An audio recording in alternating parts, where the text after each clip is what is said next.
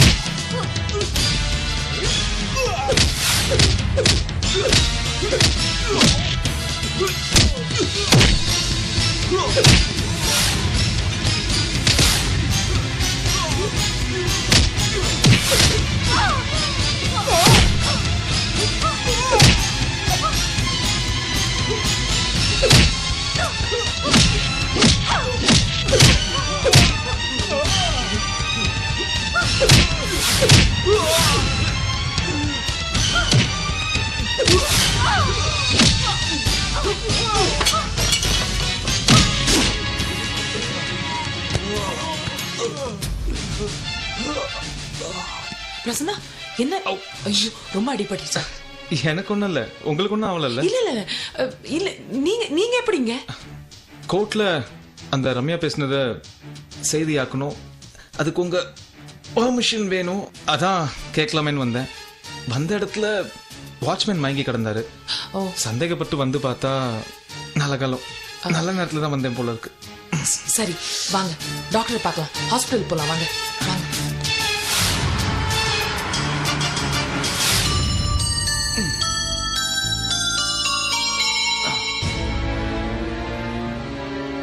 Nothing to worry. 2 நாள் hospital இருந்தா போதும், எல்லாம் சரியாயிடும். It's okay.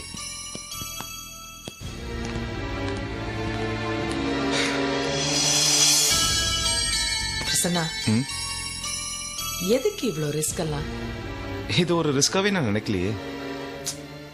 என்னால தானே இவ்வளவும். இவ்வளவுதானேன்னு நான் வருத்தப்படுறேன். அன்னைக்கு இந்த கை பேனாவை மட்டும் ஏந்தாது, ஆயுதத்தையும் ஏந்தும் அப்படின்னு சொன்னது ப்ரூவ் பண்ணியாச்சுல்ல. அதெல்லாம் ஒண்ணும் இல்ல. நீங்க பக்கத்துல இருந்ததுனால தான் இவ்வளவு ஸ்பீடு. நீங்க வேற என்ன பாராட்டிடாதீங்க. அடக்கமும் ஆணுக்கு அழகுதான். நாட்டுக்காக பாடுபடுற ஒரு சின்சியரான போலீஸ் ஆபீசருக்கு என்னால ஆன உதவி. இப்போ நம்ம ஃப்ரெண்டுக்கு ஒரு ஆபத்துனா நம்ம பதறி போறது இல்லையா, அதே மாதிரிதான். ஓ, அப்ப நீங்க என்ன ஃப்ரெண்டா ஏத்துக்கிட்டாச்சு. நீங்களும் என்ன ஃப்ரெண்டா ஏத்துக்கிட்டேன்னு சொல்லுங்க. ஒரு நொடியில இந்த காயம் எல்லாமே ஐயோ, ஆறிடும். போச்சுடா பிரசன்னா, ஒரே ஐடியா என்ன புகழாதீங்க. நீங்க வேற உண்மைதாங்க சொல்றேன். வணக்கம் மேடம். வணக்கம். என்னோட colleague photographer Suresh. Hello. Hello. என்னடா டாக்டர் என்ன சொன்னார்? அடி பலமா இல்லையே, ஃப்ராக்சர் தான் ஆயிருக்கா? அதெல்லாம் இல்ல இல்ல, அது ஒரு இல்ல, ஒரு 2 நாள்ல டிஸ்சார்ஜ் பண்ணிடுறேன்னு சொல்லிருக்காரு. காம்ப்ளிகேஷன்லாம் ஒண்ணும் இல்ல. பாவம், என்ன காப்பாத்த போய் தான் அவருக்கு இவ்வளவு அடிபட்டுச்சு. உங்களுக்காக அவர் என்ன வேணாலும் செய்வார். காரணம் உங்க நேர்மை, சின்சியரிட்டி. சரி, நான் கிளம்புறேன். Okay madam. Take care. YouTube. நீ திடீர்னு ஃபோன் பண்ணி இந்த ஹாஸ்பிட்டலுக்கு வான்னு சொன்ன உடனே எனக்கு ஒண்ணுமே புரியல. என்னடா எப்படா நடந்துச்சு? ஜிம்ல அவங்க ஒர்க் அவுட் பண்ணிட்டு இருக்கும்போது திடீர்னு ஒரு 4-5 பேர் அவங்களை தாக்க வந்தாங்க. நல்ல காலம் நாங்க போனேன். சரி, டாக்டர் என்ன சொன்னாரு? அதெல்லாம் ஒன்றும் இல்லை, வேற நல்ல சரியாயிடும் சொன்னார்.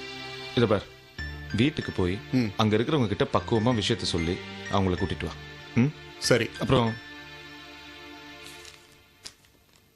இது டிசி கௌஷிக பத்தி நான் எழுதின ஆர்டிக்கல்.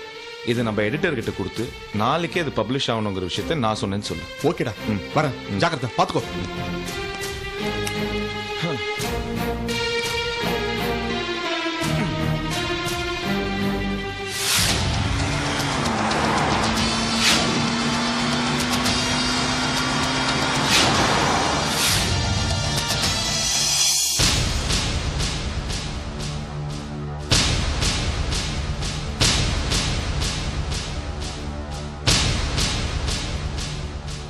உங்களை ஏன் வர சொன்னா, தொழிலதிபர் ஜிகே கேஸ்ல அந்த பொண்ணு கோர்ட்ல டிசி கௌசிக்க தவறா பேசியிருக்கா.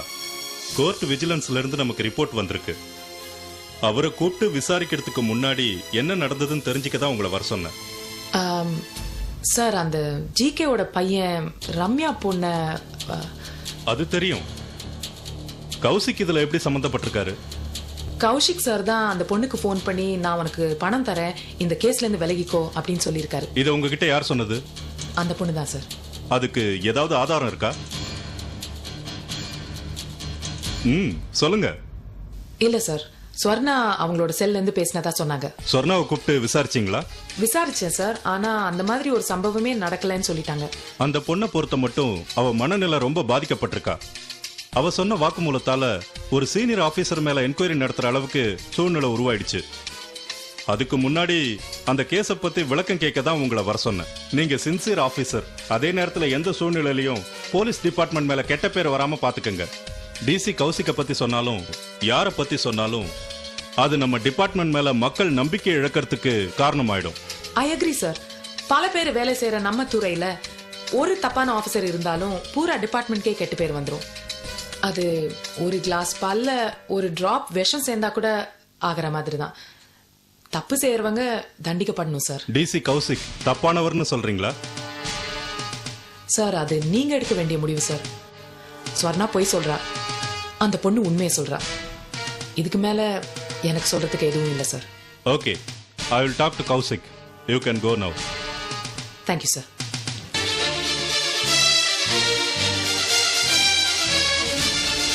ஏய், நான் யாரு? என் செல்வாக்கு என்ன? என் பையனை கோர்ட்ல நிக்க வச்சு தண்டனை வாங்கி கொடுத்துட்டான் அந்த ரம்யா. அவளோட சாட்சியை வச்சு தான் அந்த ரேகா துள்ளிக்கிட்டு இருக்கா. ஆமாண்ண, அந்த ரம்யாவை சும்மா விடக்கூடாது. இந்திய நாட்டு சட்டத்தை அந்த ரேகா கையில் எடுக்கிறப்ப நான் ஏன் சட்டத்தை கையில் எடுக்க வேண்டியதுதான். டேய், அந்த ரம்யாவையும் அவங்க அம்மாவையும் எங்க இருந்தாலும் தூக்குங்கடா. சரிங்கண்ணே, போங்கடா.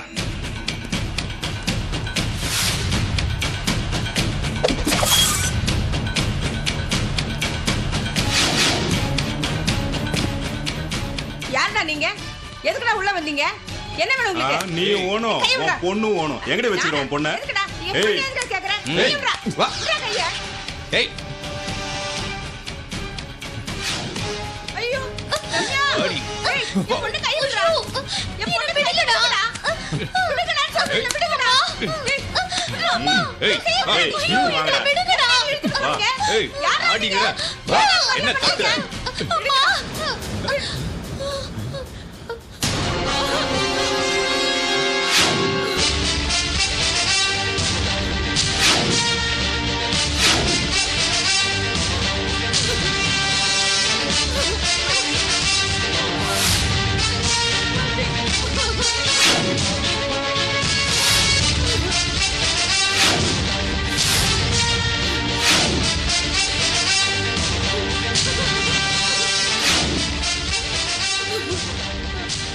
வாங்கடா வாங்கடா இங்க. போங்க. நீங்க போறதுக்கு தான் எங்க வண்டி வந்திருக்கு. போங்க. வாடா வாடா. அவங்கள எல்லாரையும் லாக்அப்ல போடுங்க. ஜிகே பேர்ல அரெஸ்ட் வாரண்ட் எடுத்து அரெஸ்ட் பண்ணுங்க. Okay madam. என்னம்மா இல்லம்மா இல்லம்மா ஒண்ணும் நடக்காது. என்ன பயப்படுறீங்க? நான் பாத்துக்கிறேன்னு சொன்னேன்ல. ஒண்ணும் நடக்காது. நான் பாத்துக்கிறேன். கவலைப்படாதீங்க. ஒண்ணும் நடக்காது. என்ன மிஸ்டர் ஜிகே, உங்க அடியாட்களை எதிர்பார்த்தீங்க, எங்களை பார்த்ததும் அதிர்ச்சியா இருக்கா? எனக்கு என்ன அதிர்ச்சி? முதல்ல வந்த விஷயத்தை சொல்லுங்க. உங்க அடியாட்களுக்கு உங்களை பார்க்கணுமா? என்ன சொல்றீங்க? ஆமா சார், ரம்யாவையும் அவங்க அம்மாவையும் தூக்கிட்டு வர்றதுக்கு நீங்க ஆரம்பிச்சீங்க. அவங்கள ரேகா மேடம் அரெஸ்ட் பண்ணி இப்ப ஸ்டேஷன்ல வச்சிருக்காங்க. இப்போ உங்களை அரெஸ்ட் பண்ண நான் வாரண்டோட வந்திருக்கேன். போலாமா? நான் என் லாயர்கிட்ட பேசணும். பேசலாம் சார். ஸ்டேஷனுக்கு போனதுக்கு அப்புறமா ஃபோன் பண்ணி பேசலாம். முறைக்காதீங்க சார். ஜீப் ரெடியா இருக்கு, வாங்க போலாம்.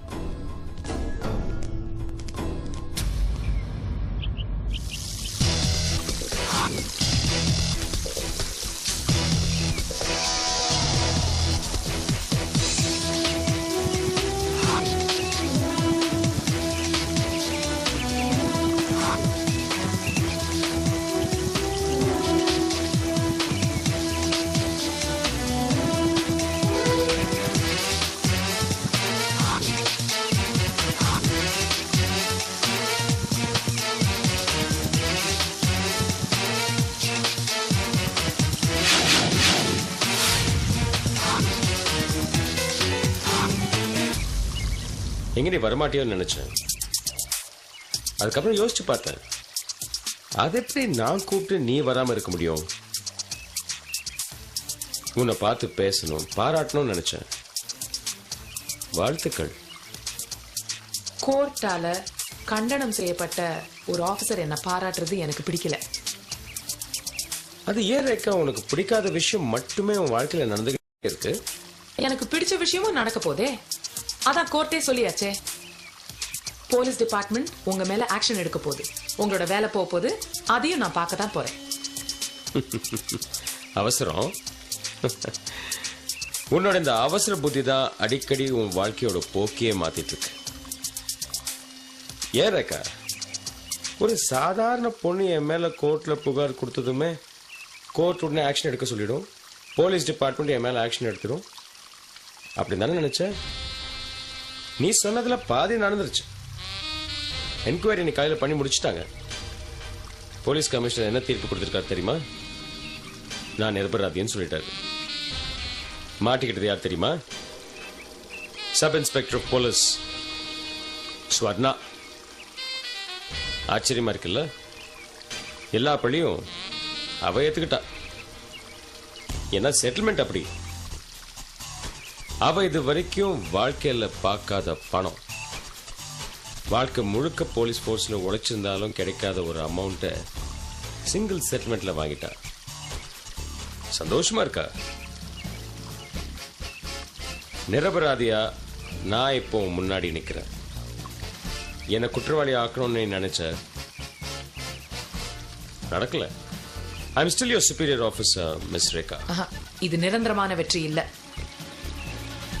நிரந்தரமோ தற்காலிகமோ வெற்றி வெற்றி தானே. ஏ லிசன், இந்த போலீஸ் ஃபோர்ஸ்ல நான் உன்னை விட பல வருஷமா இங்க இருக்கேன். ஒரு கேஸ் எடுத்துக்கிறதுக்கு முன்னாடி அந்த கேஸை எப்படி டீல் பண்ணோம், எப்படி ஹேண்டில் பண்ணோம், அந்த கேஸ்குள்ள மாட்டிக்கிட்டோம்னா அதை விட்டு எப்படி வெளியேறணும்னு முன்கூட்டியே கால்குலேட் பண்றவன் நான் ஒரு அட்வைஸ் தரேன், வேணும்னா எடுத்துக்கோ. இதுக்கு மேலேயும் நீ என்ன பழி வாங்கணும், வேற ஏதாவது திட்டம் போடணும்னு நினைச்சனா நேரா என்கிட்ட வா, நான் உனக்கு ஐடியா தரேன். புரிஞ்சுதா? ஏய், திரும்ப திரும்ப இந்த விஷயம் சொல்றதுக்கு எனக்கே போர் அடிக்குது. என் மேல பழி போடுறது, என்ன பழி வாங்குறது, இதெல்லாம் வேண்டாம் ரேகா. நீ ஒரு யங் போலீஸ் ஆஃபீஸர், உன் கரியர்ல முன்னேற வழியை பாரு, ப்ரமோஷன் வாங்க, டிசிபி ஆற வழியை பாரு. அதை விட்டு திரும்ப திரும்ப என் வழியில வந்தேன்னு வச்சுக்கேன், நீ போறதுக்கு வழி இருக்காது. இது hitting a dead end. The choice is yours.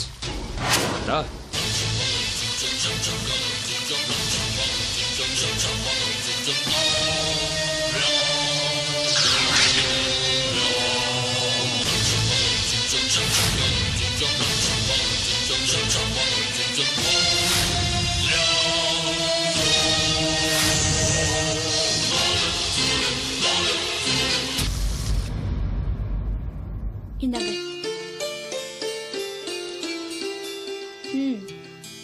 நாங்க பால் மருந்தெல்லாம் கொடுத்து உங்களை கவனிச்சுக்கிறோம். நீங்க மறுபடியும் ஹீரோ மாதிரி போய் சண்டை போடுங்க. அட விடுமா, சும்மா அவனை போட்டு.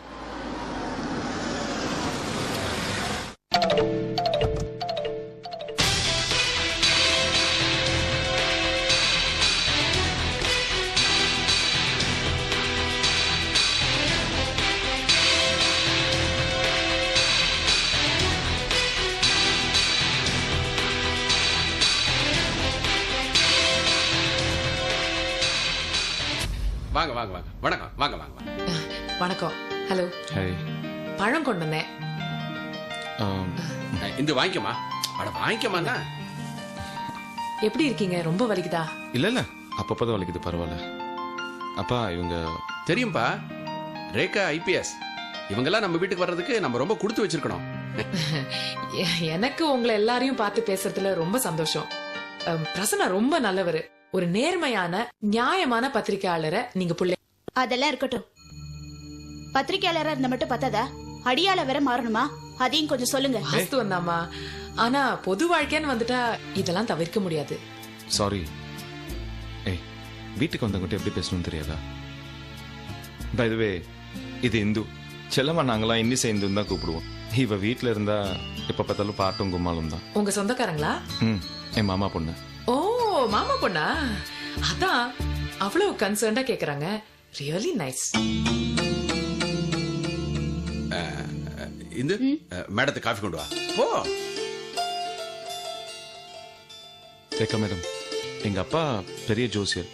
ஜாதகம் இருக்கணும்ட்டு இல்ல, முகத்தை பார்த்தாலே கரெக்டா பலன் சொல்லுவார். அப்படியா?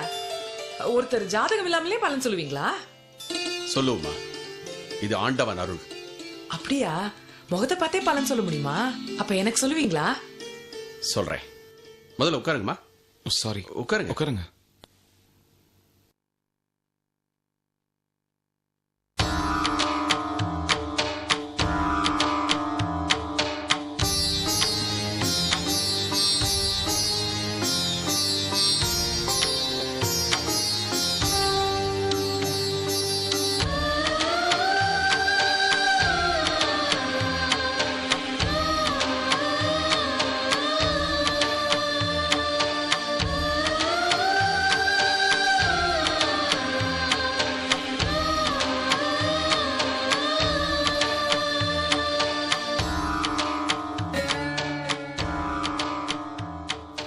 உங்க நட்சத்திரம், ராசி இதெல்லாம் உங்களுக்கு தெரியுமா? இல்ல, ஜாதகமும் இல்ல, என்னைக்கும் ஜோசியம் பார்க்கணும்னு தோணுனதும் இல்ல. இப்ப நான் உங்க முகத்தை பார்த்து பலனை சொல்ல போறேன். சரியா இருக்கான்னு பாருங்க. பார்க்கறதுக்கு கலகலப்பா இருக்கிற உங்க வாழ்க்கையில நிறைய போராட்டங்கள் இருக்கு. உங்க வாழ்க்கையில மிகப்பெரிய பாதிப்பு நடந்திருக்கணும். அது காரணமா உங்க ஊரை விட்டே நீங்க காலி பண்ணிட்டு வந்திருக்கணுமே.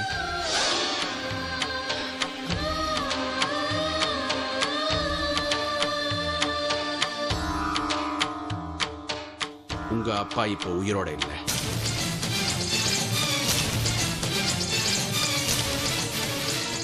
இது ரெண்டு சரியா இருந்தா உங்க ராசி மேஷம். அப்பா என்ன பண்ணீங்க? அவங்க அப்பா உயிரோட இருக்கிறாரு. அவர் பேரு மிஸ்டர் பெருமாள். ஒரு 7-8 ஹோட்டலுக்கு அவர் தான்ப்பா முதலாளி. இருக்கலாம், நீ சொல்றது ஒரு மனிதரை பத்தி. ஆனா அது ரேகா அப்பான்னு உனக்கு தெரியுமா? என்ன பண்ணீங்க? உயிரோட இருக்கிறவர் போய் இறந்துட்டாருங்கிறீங்க. மேடம், அப்பா சார்பா நான் மன்னிப்பு கேட்டுக்கிறேன். சாரி. நான் கிளம்புறேன். காஃபி சாப்பிட்டு போங்க. இல்ல பரவாயில்ல, நான் வரேன்.